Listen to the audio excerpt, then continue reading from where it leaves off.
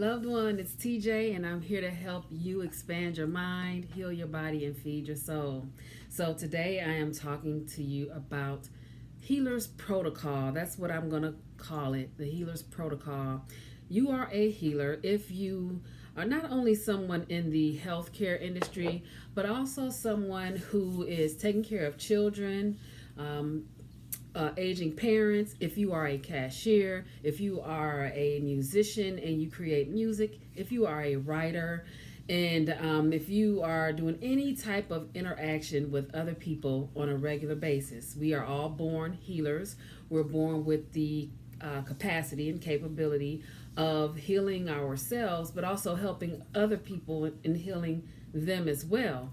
That said, it is not an exclusive term for people in the medical industry or any type of wellness industry. Okay, so just to clear that up.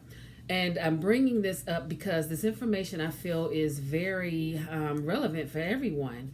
And I think that, most of us, we always are doing the best we can each and every day. And it is a maintenance thing every day. It's like taking a shower. You don't take a shower once and say, oh, I'm all showered for the rest of my life. No, you take one every day. You clean your body every single day. So, that said, it's the same with healing. If you are any one of those people, when you when you operate in a spirit of healing, when you set the intention that you are going to have all of your interactions and you're going to focus more on being happy and spreading that and extending it to other people, extending grace to others, things of that nature, then it comes back to you. It comes back triple fold or even more. So, the protocol that I like to share is, let's just cashier, for example. You're going to work and you're engaging with all sorts of people and you have all sorts of energy and things like that. Well, this is your opportunity to show up in an energetic way, because you're not trying to do surgery on people and massage therapy. You're doing the cashier. So when you speak to people, is how you speak to them. How are you feeling? How is your energy, and how is the environment within you when you engage with other people? It's really important to set the intention that, I choose, and it's a choice. No matter what's going on in your life, I choose to be as happy and upbeat as possible. I choose to see people as the source creator or God would have me see them, speak to them in that same way. And it all goes back to is it the core value? No, the golden rule: do unto others as you would have them do unto you. And this is with every single, everybody. You just put on that coat of healing armor and make a choice to be very kind and pleasant, to be a source of upliftment for other people. And what happens is when you give that out, they take that and they pass it on. How many times have you had anyone, or even yourself, you've had a great interaction at the store or anywhere out and about, and you say, oh, I met the nicest person and they said this and they said that. You sharing that with other people, and other people are like, really? Oh, wow, that's great. That's energy that you're passing on to them that you got from someone else. And so it's no different for you when you do the same thing. So, as cashier, you making a choice to be happy. You're choosing to have a great day. You're passing that energy on to other people. You may pay a small compliment like, "Oh, your hair is really nice. That's beautiful," or anything. Or you might if you're in a grocery store, you might take a little extra special care with how you bag the groceries, i.e., put the meat in a separate bag, the raw meats together, and not put the raw meats with fruit. People pay attention to that, people that know. And even if they don't, you are still putting that energy and that intention into it. And in return, you will get the same graces afforded to you. Triple fold, quadruple, there is no limit. Also, we're going to talk about protecting your energy. when you go into these spaces and you have all of these different energies going on, you want to visualize yourself. I call it bubbling up or egging up. Visualize your auric field. We all have them. Just bring your auric field in close around you, and it's a golden light. You can visualize this beautiful light around you.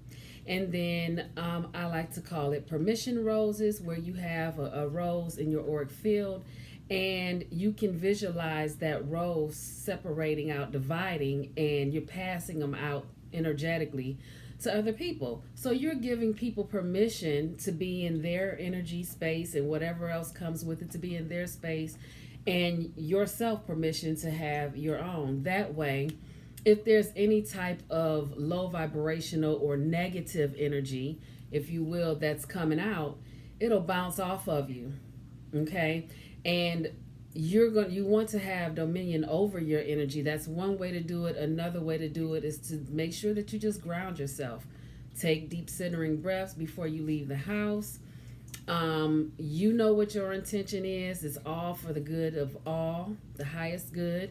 So you just make sure you set that intention. Now, I'm not going to say that you might not have a couple of bumps or hiccups in the road sometimes, even when doing these protocols.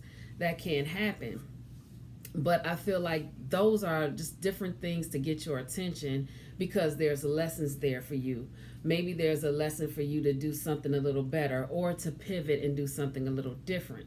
So it's not to say that you're not going to have some surprises every once in a while, but the whole point of this is to keep you in the spirit of healing other people, because you alone can change the world. And that's what I want people to understand. Your attitude and the choices that you make on how you feel about yourself and about your life and the things that you do is what helps to change the world. And we each do it individually, but together. Okay, so that's what I wanted to share. Also, when you leave work, and now this example you can apply to anything else. You can apply it to any position where you are in a place of service or actually helping people physically, or even if you are a writer and you're writing an article or a novel. The way you feel when you are doing that, the energy is locked in and it is transferring over to whoever else is reading it. Same with music. If a musician is in the best of spirits, in a great mood, and they are in the spirit of healing other people with their art, then it's going to showcase energetically to the people who hear it. It's going to uplift everyone. Okay, so if you already put that coat of armor on and say now you leave, okay, you're done with work, whatever that work is, you can, when you get home and before bed or right after you're done, you can at that point just say, I release all energy that is not mine. Return to sender in love, in gratitude, releasing all energy that is not mine. I restore all energy, all of my own high vibrational energy. I am whole, I am whole, I am whole. If you are a visual person, you can just visualize it however it looks to you, however beautiful it looks to you. For me, I might visualize sparkly glitter in colors of white and gold and maybe some pretty sparkly green just from toe to the tips of my hair strands. It's all up to the individual what works for you. Okay, but that is the healer's protocol. That's a snippet. I think it's practical, and it works. You start doing that and you keep practicing. It's an everyday thing. Sometimes it's a couple times a day. If you sometimes you might feel yourself kind of falling into maybe what would be considered a negative route. Maybe you're getting into a back and forth, or maybe you may be feeling bad about something.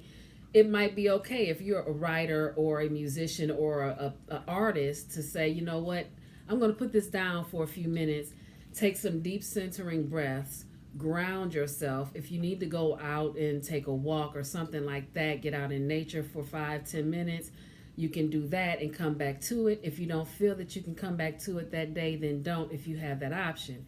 If you don't have that option and say you're at work, then do all of the things that you can do and think about things that you are grateful for before you get back into the thick of it. Take your deep breaths. Surround yourself with those permission roses. And sometimes I find myself, if I feel like I need to, I don't know if you want to call it firing out. Say I have a permission rose here, and say I have one here, here, and one behind me.